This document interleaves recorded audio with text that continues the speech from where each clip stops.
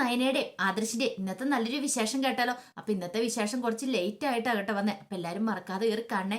അങ്ങനെ നമ്മൾ കാണുന്ന നന്ദു, ശരത്തും വിഘ്നേഷും എല്ലാരും കൂടെ രാവിലെ ജോഗിങ്ങിന് പോവാണ്. അങ്ങനെ പോണ സമയത്ത് നന്ദുവിനോട് അവര് വിശേഷങ്ങളൊക്കെ തിരക്കുന്നുണ്ട്. അങ്ങനെ വിശേഷങ്ങളൊക്കെ ചോദിച്ചു പോകുന്ന സമയത്താണ് അനിയ അങ്ങോട്ടേക്ക് വരുന്നുണ്ട്. ഈ സമയത്ത് അനിയെ കണ്ടു കഴിഞ്ഞപ്പോഴത്തേനും നന്ദുവിന് വല്ലാത്തൊരു ബുദ്ധിമുട്ടായിരുന്നു. അപ്പോഴേക്ക് ശരത്ത് പറഞ്ഞു, ദേ വരുന്നുണ്ടാവും വരുന്നുണ്ട്. ദേ നീ ഇപ്പൊ എന്താ പറഞ്ഞേ? ഞങ്ങളെ പിടിച്ചിട്ട് തല്ലൂ എന്നൊക്കെ പറഞ്ഞില്ലായിരുന്നു ഞങ്ങൾ എന്തെങ്കിലും തെറ്റ് ചെയ്തിട്ടുണ്ടെങ്കിൽ? അങ്ങനെയാണെങ്കിൽ ഇതേ ആ വരുന്നവനെ നീ പിടിച്ചിട്ട് തല്ലുവെന്ന് ചോദിക്കുകയാണ്. അത് കേട്ടപ്പം നന്ദു ഒന്നും മിണ്ടിയില്ല. അങ്ങനെ അവസാനം അനി അടുത്തേക്ക് വന്നിട്ട് നന്ദുവിന്റെ അടുത്ത് നിന്ന് ശരത്തിനും വിഘ്നേഷിനും ഒക്കെ കൈ കൊടുക്കണം. കൺഗ്രാസ് പറയണം. എടാ നീ എന്തിനാടാ ഞങ്ങൾക്ക് കൺഗ്രാസ് പറയണത്? ശരത്തി ചോദിക്കുക. അത് പിന്നെ ഉണ്ടല്ലോ, അതെ ഒരുത്തിയുടെ വീട് കയറി ആക്രമിച്ചില്ലേ, അതിന് വേണ്ടാന്ന് പറയണ. വീട് കയറിയോ? അല്ല, ഇന്നലെ ഒരു പ്രകടനം നടത്തിയില്ലേ, ഇരുട്ടടി കൊടുത്തില്ലേ, അപ്പൊ അതിന്റെ സന്തോഷത്തില് എന്റെ അമ്മായിച്ചനും അമ്മായിമ്മയ്ക്കും അടി കൊടുത്തതിന്റെ സന്തോഷത്തിന് നിനക്ക് കൺഗ്രാസ് പറഞ്ഞെന്ന് പറയണം. അത് കേട്ട് കഴിഞ്ഞപ്പോ ശരത്ത് പറഞ്ഞു, ഓ അപ്പൊ അങ്ങനെയാണല്ലേ കാര്യങ്ങൾ, ഇപ്പോഴാ മനസ്സിലായെന്ന് പറയണം. ഈ സമയത്ത് നന്ദി ചോദിച്ചു, അല്ല ഇനി നീ എന്തിനാ ഇങ്ങോട്ടേക്ക് വന്നേന്ന് ചോദിക്കാം. അത് പിന്നെ ഞാൻ ജോഗിങ്ങിന് വന്നാ എനിക്കെന്താ, ജോഗിങ്ങിന് വന്നുകൂടെന്ന് ചോദിക്കാം. ദേ ഇതൊന്നും വേണ്ട കേട്ടോ എന്ന് പറയണം. അപ്പോഴേക്ക് ശരത്ത് പറഞ്ഞു, നിങ്ങളൊരു കാര്യം ചെയ്യുക, നിങ്ങളങ്ങ് നടന്നു, ഞങ്ങൾ ഈ വഴിക്ക് നടക്കാന്ന് പറയാം. നന്ദു പറഞ്ഞു, വേണ്ടാന്ന് പറയാം.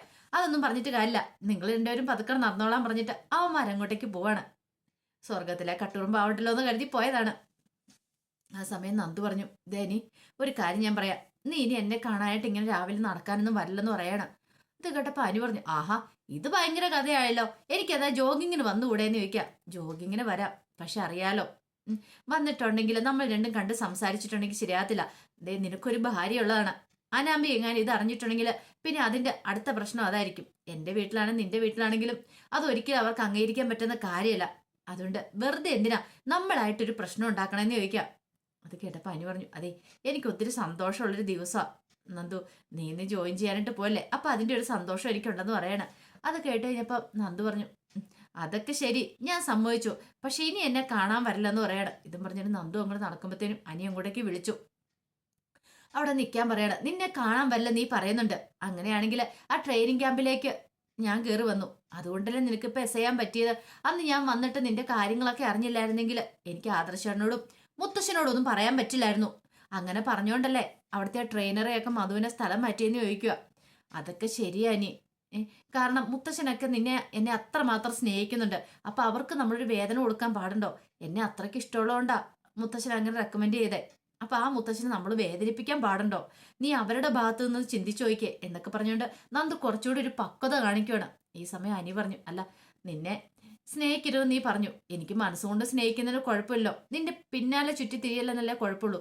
ഓക്കെ സമ്മതിച്ചു, നിന്റെ പുറകെ ഞാൻ നടക്കുന്നില്ല, പക്ഷെ എന്റെ മനസ്സിൽ എനിക്ക് സ്നേഹിക്കാലോ നിന്നെന്ന് ചോദിക്കുകയാണ്. നന്ദുവിന് എന്ത് ചെയ്യണമെന്ന് അറിയത്തില്ല. നന്ദു പറഞ്ഞു, എന്താ ഇനി ഇങ്ങനെ നമ്മൾ മറ്റുള്ളവരെ വേദനിപ്പിക്കേണ്ട കാര്യമുണ്ടോ നമ്മുടെ സന്തോഷത്തിന് വേണ്ടിയിട്ടെന്ന് ചോദിക്കണം. ഓഹോ അപ്പൊ അങ്ങനെയാണ് കാര്യങ്ങളല്ലേ. ഇത് കേട്ട് കഴിഞ്ഞപ്പം നന്ദു പറഞ്ഞു, എനിക്കിനി കൂടുതലൊന്നും പറയാനില്ല എന്ന് പറഞ്ഞിട്ട് നന്ദു അങ്ങോട്ടേക്ക് നടക്കുകയാണ്. എനിക്ക് നല്ല വിഷമമായി പോയി. പിന്നീട് നന്ദു വീട്ടിൽ ചെന്നിട്ട് അങ്ങനെ എല്ലാം ഗുളിയെല്ലാം കഴിഞ്ഞ് ഫ്രഷായി റെഡിയാവുകയാണ്. അങ്ങനെ ആദ്യമായിട്ട് യൂണിഫോം ഒക്കെ ധരിച്ച് കണ്ണാടിക്ക് മുന്നേയൊക്കെ നിന്ന് നോക്കി. കൊള്ളാം, സൂപ്പർ ആയിട്ടുണ്ട്. പിന്നീട് ഗോവിന്ദന്റെ കനയുടെ അരിയിലേക്ക് വരുവാണ്. ഗോവിന്ദനും കനയെ അത്ഭുതത്തോടു കൂടി നന്ദുവിനെ നോക്കുകയാണ്. കൊള്ളാം, സൂപ്പർ ആയിട്ടുണ്ട്. ഗോവിന്ദന്റെ അടുത്തേക്ക് വന്നിട്ട് ആ കാല് തൊട്ട് അനുഗ്രഹം മേടിക്കുകയാണ്.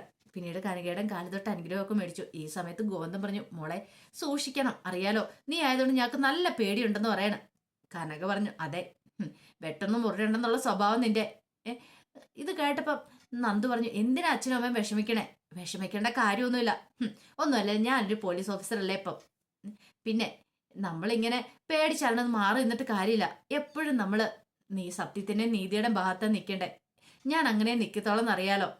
ഇത് കേട്ടപ്പം ഗോവിന്ദൻ പറഞ്ഞു, അതാ ഞങ്ങൾക്ക് നന്നായിട്ട് അറിയാം, അതുകൊണ്ട് തന്നെയാ പറയണേ. ഒരു സ്ഥലത്ത് നീ എത്ര നാൾ ഇരിക്കുമെന്ന് പോലും ഞങ്ങൾക്ക് സംശയമുണ്ട്.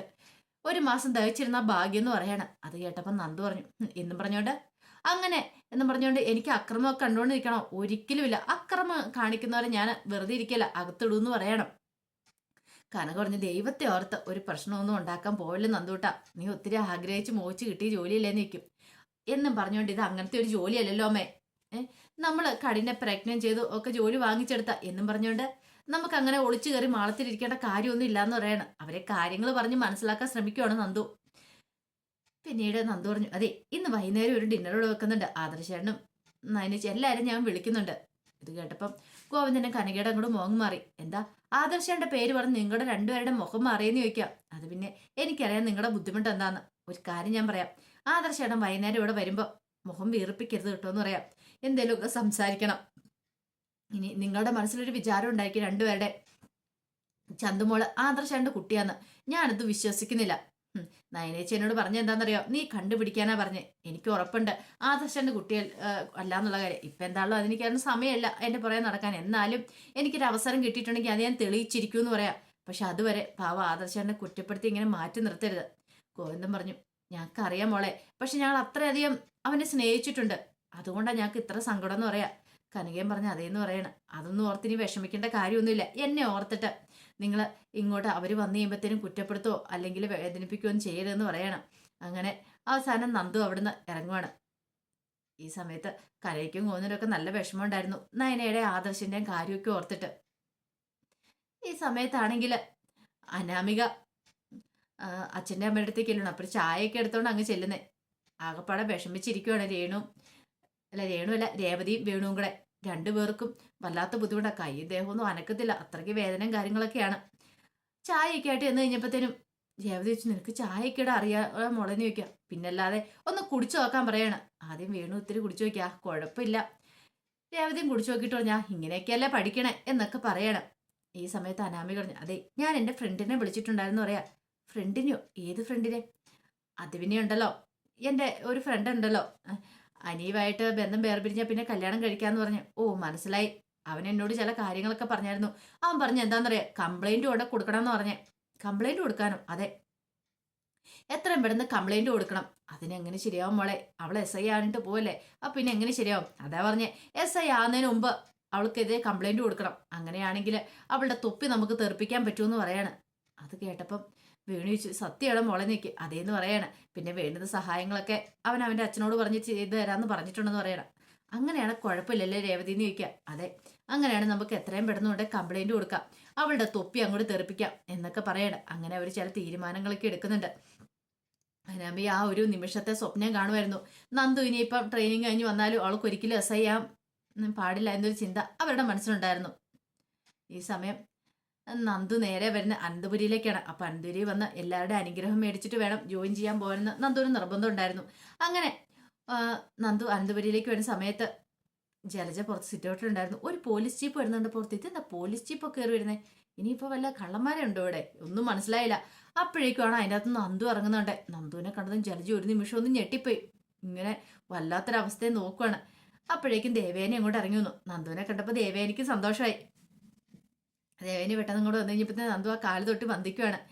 ആ സമയത്ത് ദേവേനി പറഞ്ഞു, ആഹാ മോളായിരുന്നു, ഞാൻ കരുതി ആരായിരിക്കുന്നു, നന്നായിട്ടിരിക്കുന്നു മോളെ, കൺഗ്രാസ് ഒക്കെ പറയണം. പക്ഷെ ജലജയ്ക്ക് ഒട്ടും അതും കൂടി ഇഷ്ടപ്പെട്ടില്ല. ജലജ പറഞ്ഞു, ഓ ഒരു വലിയ പോലീസ് ഓഫീസർ ആയാലും ജാടയായിരിക്കും അല്ലേന്ന് ചോദിക്കാം. എന്ത് ജാട? എനിക്കൊരു ജാടയില്ല അപ്പച്ചിന്ന് പറയണം. പിന്നെ ഇതിങ്ങനെ ആയിട്ടെന്ന് പറഞ്ഞിട്ടൊന്നും കാര്യമില്ല, നിന്റെ സ്വഭാവം ഒന്ന് മാറ്റാൻ നോക്ക്. നിന്റെ സ്വഭാവം മാറ്റിയില്ലെങ്കിൽ നിനക്ക് ഒരിടത്തും ഗതി ഉണ്ടാകത്തില്ലെന്ന് പറയാം. അത് കേട്ടെന്ന് നന്ദു പറഞ്ഞു, സ്വഭാവം മാറ്റാനോ? അതെ, എൻ്റെ അടിസ്ഥാന സ്വഭാവം ഞാൻ മാറ്റാൻ പോകുന്നില്ല. അത് മാറ്റിയിട്ടുണ്ടെ പിന്നെ നന്ദു ഇല്ലാന്ന് പറയണം. അപ്പച്ചി ഒരു കാര്യം ചെയ്യാം, അപ്പച്ചിയുടെ സ്വഭാവം അങ്ങോട്ട് മാറ്റാൻ നോക്ക്, എൻ്റെ സ്വഭാവം മാറ്റാൻ നോക്കണ്ടെന്ന് പറയണം. നല്ല അടിയായിപ്പോയി. ദേവേനി പറഞ്ഞു, ജലജ നിനക്ക് ഇതിൻ്റെ വല്ല കാര്യം ഉണ്ടായിരുന്നോ? ഈ സമയത്ത് ദേവേനയോട് നന്ദു ചോദിച്ചു, അല്ല അവരൊക്കെ എന്തെന്ന് ചോദിക്കുക. എല്ലാവരും അകത്തുണ്ട്. ജലജ നീ പോയി നവ്യനെ വിളിച്ചോണ്ട് പോവാ, ഞാൻ ആദർശോടും നയനോടും പറഞ്ഞിട്ട് വരാമെന്ന് പറയണം. അങ്ങനെ എന്ത് ചെയ്യണം, ദേവേനെ ഒരങ്ങടെ അകത്തേക്ക് കയറിപ്പോയി. നന്ദു അവിടെ നിൽക്കുകയാണ്. ദേവേനെ ഇന്നിപ്പോൾ ആദർശം നയനെ മുറിയിലുണ്ടായിരുന്നു. അവർ സംസാരിച്ചുകൊണ്ടിരിക്കുന്ന സമയത്താണ് അങ്ങോട്ട് ദേവേനെ ഇരുന്ന്. അതെ, രണ്ടുപേരെയും കാണാനായിട്ട് ഒരാൾ വന്നിട്ടുണ്ടെന്ന് പറയണം. ഒരാളോ? അതാരാ? അതൊക്കെ ഉണ്ട്, നേരിട്ട് വന്ന് കാണാം. അല്ല അതാരെ എന്ന് ചോദിക്കണം. അന്നിപ്പോൾ പറയാൻ പറ്റുന്ന കാര്യമില്ല, താഴേക്ക് വാന്ന് പറയണം. ആ എന്താണോ അമ്മ വിളിച്ചല്ലേ, പോയി കാണാമെന്ന് പറഞ്ഞിട്ട് ആദർശം നയനയും കൂടെ താഴേക്ക് അങ്ങോട്ട് ഇറങ്ങി വരുവാണ്. ഈ സമയത്ത് അവിടെ നന്ദു നിൽക്കുന്നുണ്ട്. നന്ദുവിനെ കണ്ടപ്പോൾ അവർക്ക് ഭയങ്കര സന്തോഷം. ആ നന്ദു ഇടാന്ന് പറഞ്ഞിട്ട് ഓടി വന്ന് കെട്ടിപ്പിടിക്കുകയാണ് നന്ദുവിനെ. അപ്പോഴേക്കും നവ്യയും കൂടെ ഇറങ്ങി വന്നു. അങ്ങനെ അവരെല്ലാവരും കൂടെ സംസാരിച്ച് നിൽക്കുകയാണ്. ആ സമയത്ത് നന്ദു പിന്നെ അവരുടെ എല്ലാ അനുഗ്രഹവും മേടിക്കുന്നുണ്ട്. ഈ സമയം നന്ദു ചോദിച്ചു, അല്ല മുത്തശ്ശനും മുത്തശ്ശി എന്തേന്ന് ചോദിക്കുകയാണ്. മുത്തശ്ശനും മുത്തശ്ശി കുടുംബക്ഷേത്രത്തിൽ പോയേക്കുക, അത് കുഴപ്പമില്ല, വരുമ്പോൾ ഞങ്ങൾ പറഞ്ഞോളാന്ന് നയന പറയാണ്. ഈ സമയം നവ്യ പറഞ്ഞു, അതെ നീ ഇത് ജോലിക്കാരിയാണെന്നും കുഴപ്പമില്ല, പോലീസുകാരെ അതിന് കുഴപ്പമൊന്നുമില്ല, പക്ഷെ അറിയാലോ നോക്കിയും കണ്ടും ഒക്കെ നിൽക്കണമെന്ന് പറയണം. ആ സമയം എന്നെ നയന് പറഞ്ഞു, അത് ശരിയാ, ദേ വേണ്ടാത്ത കുഴപ്പങ്ങളൊന്നും പോയി ചാടിയേക്കരുത് കേട്ടോ എന്ന് പറയണം. ഇത് കേട്ടപ്പോൾ നന്ദു പറഞ്ഞു, അങ്ങനെയൊക്കെ പറഞ്ഞിട്ടുണ്ടെങ്കിൽ എങ്ങനെ ചേച്ചി ശരിയാന്നേ? നമ്മളൊരു കാര്യം കണ്ടുണ്ടെങ്കിൽ അല്ലെങ്കിൽ അതിക്രമം കാണിച്ചിട്ടുണ്ടെങ്കിൽ നമ്മൾ അതിനെതിരെ നീങ്ങണ്ടേ, കേസ് എടുക്കണ്ടേ എന്ന് ചോദിക്കണം. അല്ലാതെ ചുമ്മാ അവരെ രണ്ട് ഉപദേശം കൊടുത്തിട്ട് വിട്ടിട്ട് കാര്യമുണ്ടോ എന്ന് ചോദിക്കുക. ചെയ്യേണ്ടതായ രീതിക്ക് ചെയ്യണം എന്ന് പറയണം. അത് കേട്ടിപ്പോൾ ആദർശ് പറഞ്ഞു, ആ കണ്ടില്ല, ട്രെയിനിങ് ക്യാമ്പ് പൂർത്തിയാക്കിയതിന് ഗുണഗണങ്ങളൊക്കെ കാണാനുണ്ടെന്ന് പറയണം. പിന്നീട് നന്ദുവിനോട് ദേവേനയും പറഞ്ഞു, മോളെ സൂക്ഷിച്ചും കണ്ടും വേണം, അറിയാലോ നമ്മൾ എടുത്ത് ചാടി ഒരു തീരുമാനം ഒന്നും എടുക്കരുത് എന്നൊക്കെ പറഞ്ഞ് ഉപദേശിക്കുന്നുണ്ട്. അങ്ങനെ എല്ലാവരുടെയും രീതിയിലുള്ള ഉപദേശങ്ങളും കാര്യങ്ങളും എല്ലാം കൊടുത്തു. അതിനുശേഷം നന്ദു പറഞ്ഞു, എന്നാൽ ശരി ഞാൻ ഇറങ്ങട്ടെ, ആദ്യ ദിവസമല്ലേ, നേരത്തെ പോയി ജോയിൻ ചെയ്യണം എന്നൊക്കെ പറയണം. നവ്യ നയനും ആദർശം കൂടെ ആ ഒപ്പം കൂടെ പുറത്തേക്ക് ഇറങ്ങുവാണ്. ഈ സമയം ജലജാൻ ദേവേനെ നോക്കി നിൽക്കുകയാണ്. നന്ദുവിനാണെങ്കിൽ അവിടെ നിന്നിട്ട് നന്ദു ചുറ്റും പുറം നോക്കുകയാണ്. അനിയെ കണ്ടില്ല, അവിടെയൊക്കെ നോക്കി. ആ സമയത്ത് നയനയ്ക്കും നവ്യക്കൊക്കെ മനസ്സിലായി അനിയെ നോക്കുന്നതെന്നുള്ള കാര്യം. തിരിഞ്ഞു നോക്കുകയാണ്, അനിയ എവിടെ എവിടെയെങ്കിലും വന്നിട്ടുണ്ടോ, താൻ യൂണിഫോം ഇട്ടേക്കുന്ന അവനും കൂടെ ഒന്ന് കാണണമെന്നൊരു ചിന്ത മനസ്സിലുണ്ടായിരുന്നു. ആ സമയം നന്ദു തിരിഞ്ഞു നോക്കുന്നുണ്ടപ്പോൾ ജലജ പറഞ്ഞു, കണ്ടില്ലേ അവള് തിരിഞ്ഞു നോക്കുന്ന കണ്ടില്ലേ, അവനെ നോക്കുന്ന അനിയെ നോക്കുന്ന കണ്ടില്ലേ എന്ന് പറയണം. ദേവേനി പറഞ്ഞു, ഒന്ന് മിണ്ടാതിരിക്കണ്ടേ ജലജെ, നിനക്ക് ഇതുവരെയായിട്ട് ഈ ഏഷനെയും കുറ്റപ്പെടുത്തൽ നിർത്താറായില്ലേ എന്ന് ചോദിക്കുകയാണ്. അങ്ങനെ നന്ദു പോലീസിലെ ജീപ്പിലേക്ക് കയറി പോകുന്നുണ്ട്. അപ്പം നയനിക്കും ആദർശനും എല്ലാവർക്കും ഭയങ്കര സന്തോഷമായി. അങ്ങനെ നന്ദു അങ്ങോട്ട് പോവാണ്. അപ്പം അതിൻ്റെ വിശേഷങ്ങളൊക്കെയാണ് കാണുന്നത്. ഇതിൻ്റെ ബാക്കി വിശേഷങ്ങളുമായിട്ട് വൈകുന്നേരത്തെ പ്രമോയി വരാട്ടോ. ഇനിയാണ് നമ്മൾ നന്ദുവിൻ്റെ സംഹാരതാണ്ഡവം കാണാനായിട്ട് പോകുന്നത്. ആ വിശേഷങ്ങളാട്ടോ. അപ്പോൾ ഒരിക്കൽ കൂടി എല്ലാവർക്കും ശുഭദിനം നേർന്നുകൊണ്ട് നിർത്തുന്നു. നന്ദി.